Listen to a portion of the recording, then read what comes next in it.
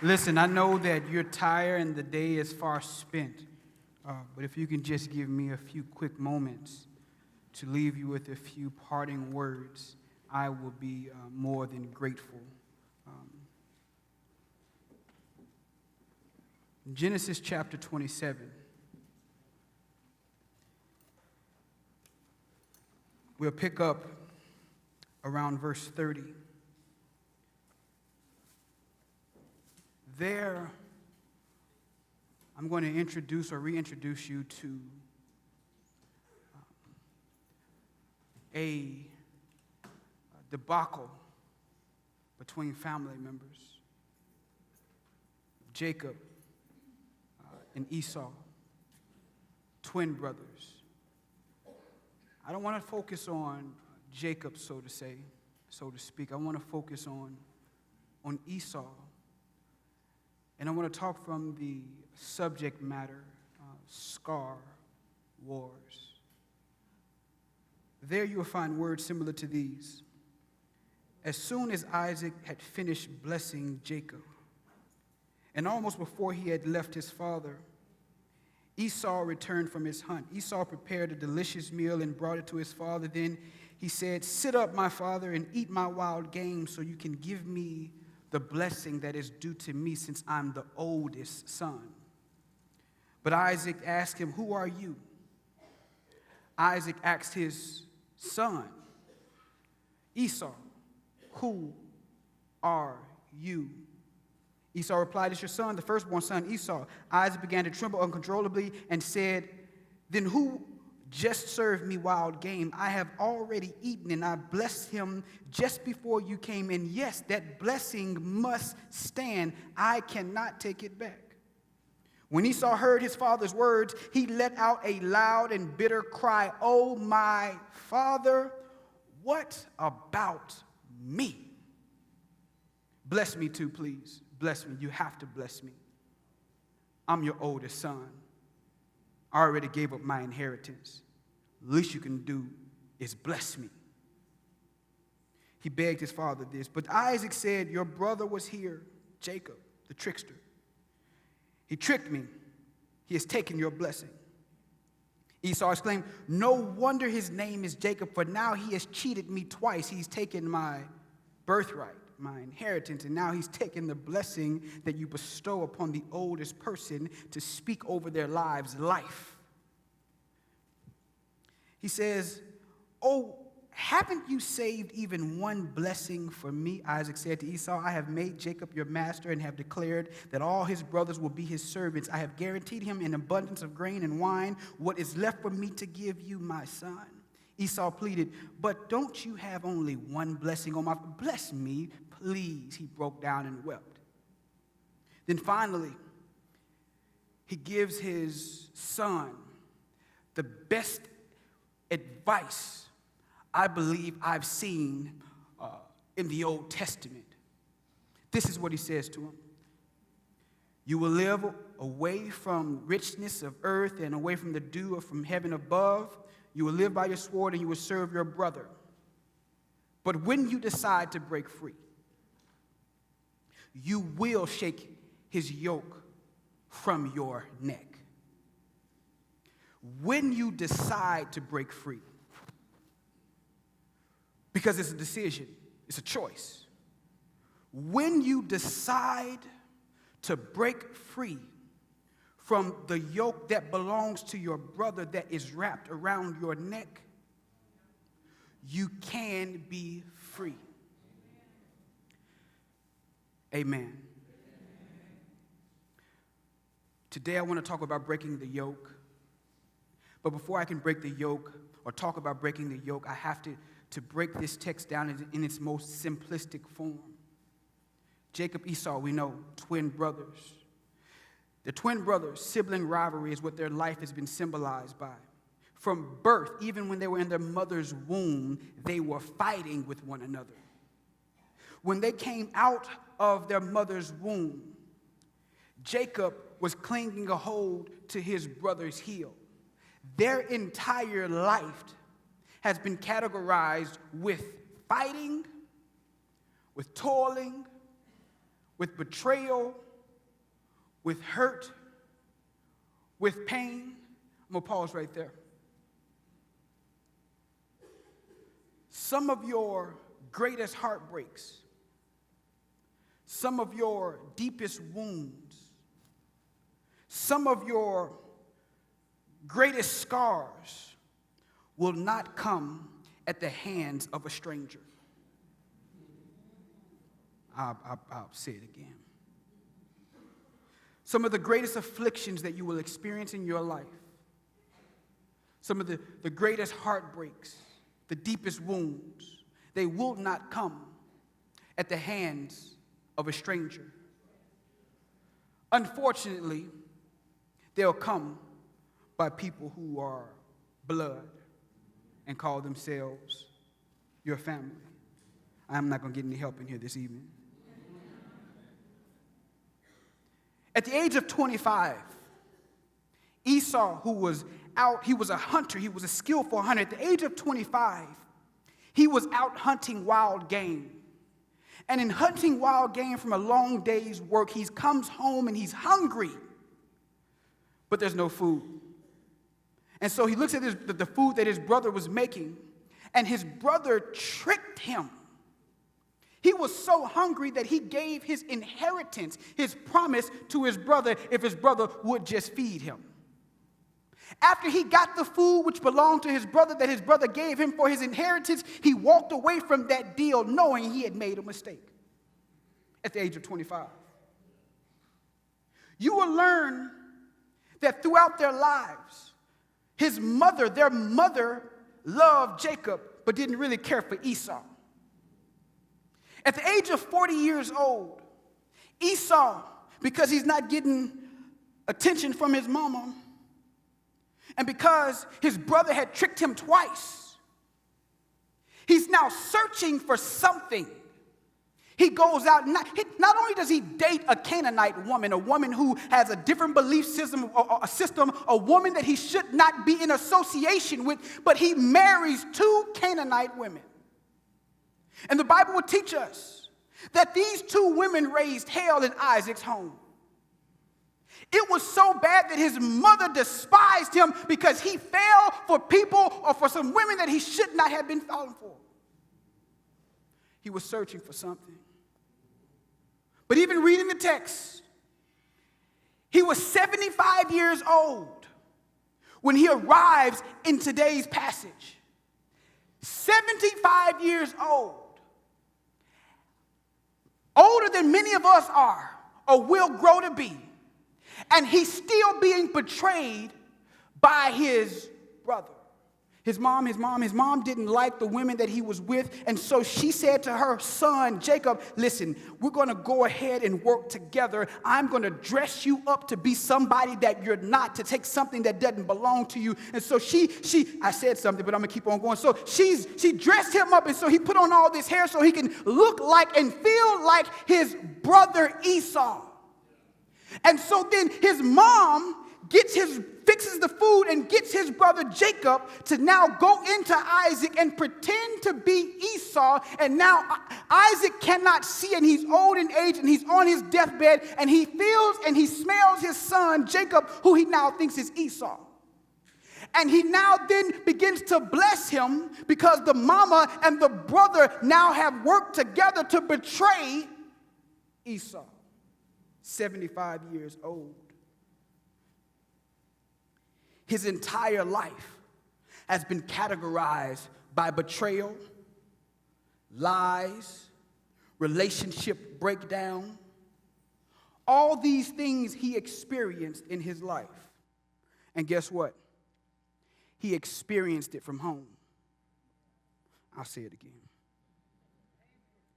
Esau experienced betrayal, lies, relationship breakdown, and a lot of other pain. And all this he experienced in his home. He left home emotionally underdeveloped. And then he now enters into a marriage carrying the things that he experienced from his brother and his mama. I'll say, yeah, I'm not going to talk to me, so I'll just. Jacob realizes that his brother Esau is so livid that he's going to kill him. The mama and the daddy decide to send him away. And so here, now Esau is still vying for attention from his mama, vying for affection from his parents that he's not getting. And he decides that he's going to go and he's going to marry Ishmael's daughter because he wants to prove to his parents that he can be successful and he can make them happy. And so now he enters into a marriage, not because he loves the woman, but because he's still trying to work out some issues from his childhood. Y'all ain't got to like this. He marries a woman, not because he loves her, because what he's trying to do, he's trying to prove to his daddy and his mama. And so now he carries a burden into his marriage, and he makes his wife suffer because now he expects his wife to be something that his mama wasn't. I know my women can.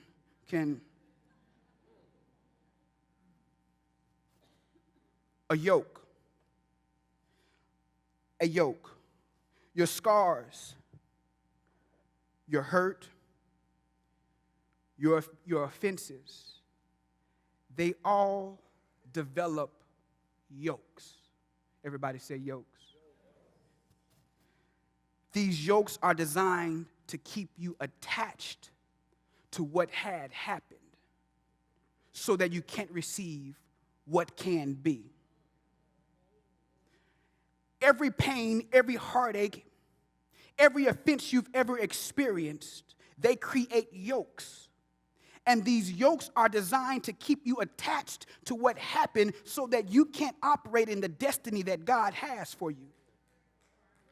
And so he's going through all of this pain. He's going through all of these experiences. And then all his father has to say to him is, when you decide to shake your brother's yoke from around your neck, you will be free. Okay, I know what it is. You don't quite know what a yoke is, so let me help you. Let me help you. We went through a lot of trouble, so you're going to like this illustration.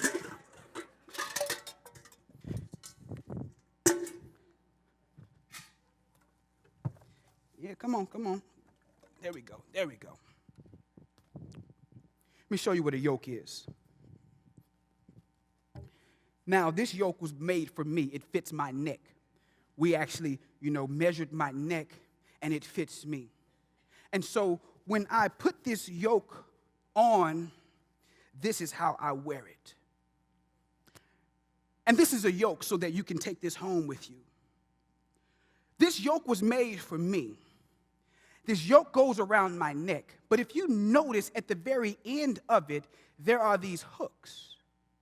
And these hooks are designed to carry things so that this is binding around my neck.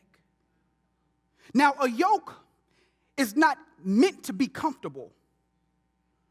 A yoke is a burden.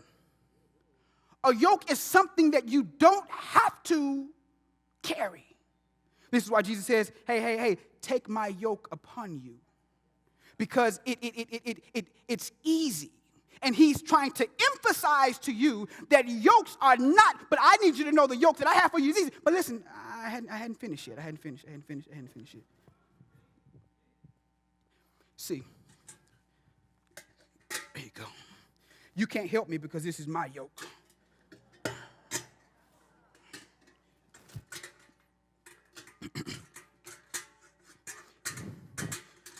Esau had experienced betrayal. You put it in that bucket. His brother lied. Put it in that bucket. His mama never said, I love you. Put it in that bucket. His daddy was his last hope, but his daddy had to side with the mama, so now he don't have anybody, so he goes out and marries a woman he doesn't even love, and so he's just unhappy right now. But his father says, listen, I got some people in here who are carrying some yokes. And so the last time I checked, he says, shake the yoke from you have a decision. I'm going to hold this right here. Because I'm going to pick it back up. Because see, some of us, your yoke might not be that big. It's fine. I got a smaller yoke. Yeah, they come in all sizes. It's colorful. Some of you dressing your yokes up right now, trying to act like you ain't got one, and some of you trying to get married. And so he has a yoke around his neck, and he decides to carry that yoke into his marriage. That's the reason why your marriage didn't work, because you have a yoke that is unseen, invisible, but is wrapped around your neck. And what Abraham is saying, you can shake yourself free when you decide to. Because carrying a yoke is voluntary. Hold on, I'm make sure I got to read my points. See, no, I know what I'm supposed to tell you. Many of us, I got to read this, are still subscribing to the pain and hurt from our childhood. Many of us have yokes of depression, negative thinking, self-worth, self-affliction, complacency, approval addiction. Why are you wearing that yoke? It's around your neck, and it's harming the people around you. Come on. Oh, so the Lord don't want me to use my notes then. I tell you, I won't use it then.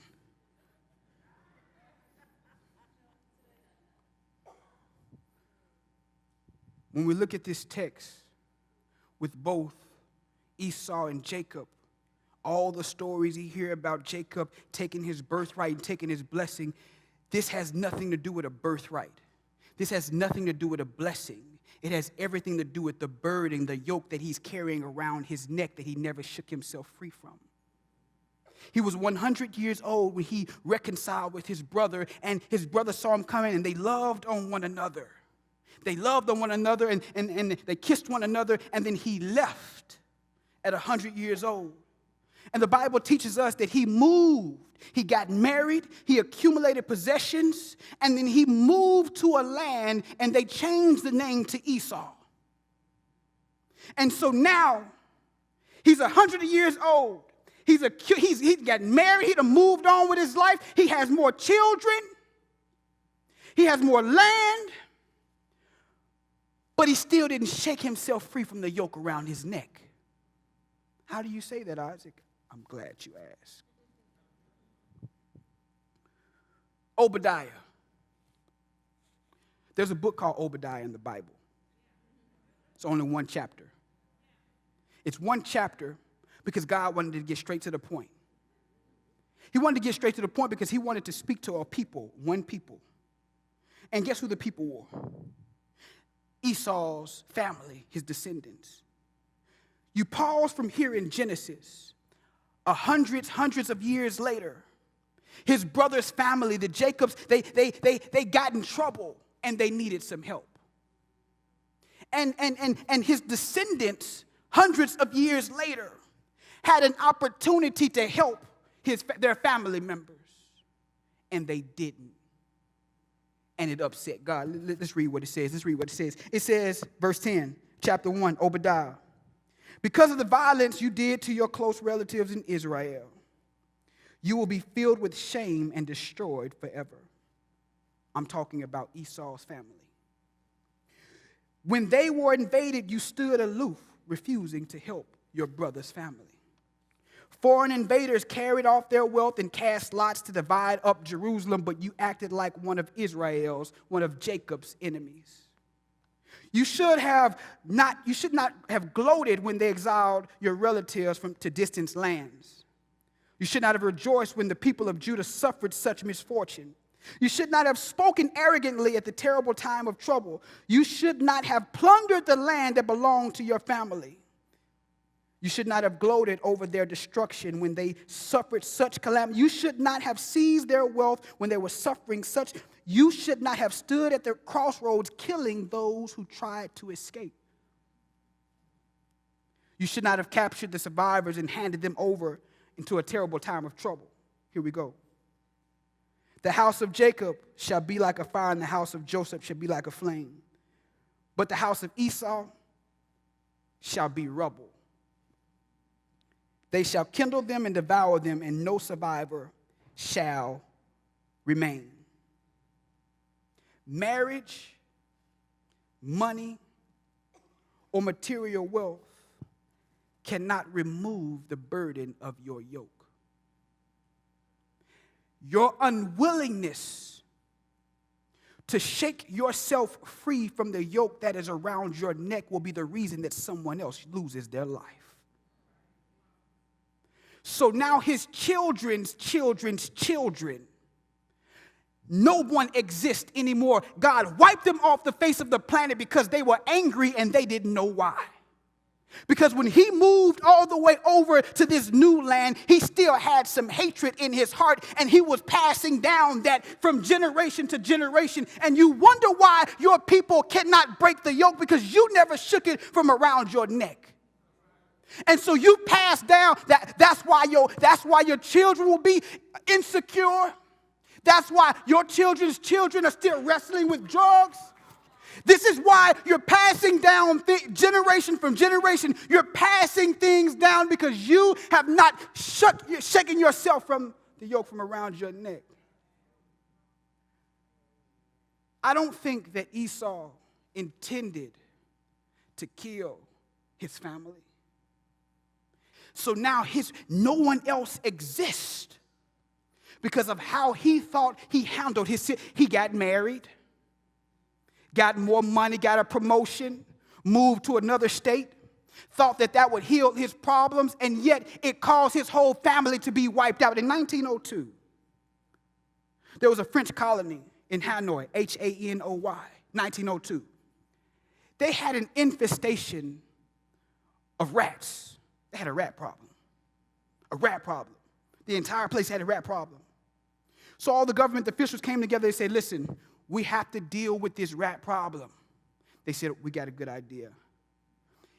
They put a bounty for everyone who would bring a rat tail. We'll give you money. They provided a solution to their problem. And so everybody started to bring rat tails and get money for the rat tails.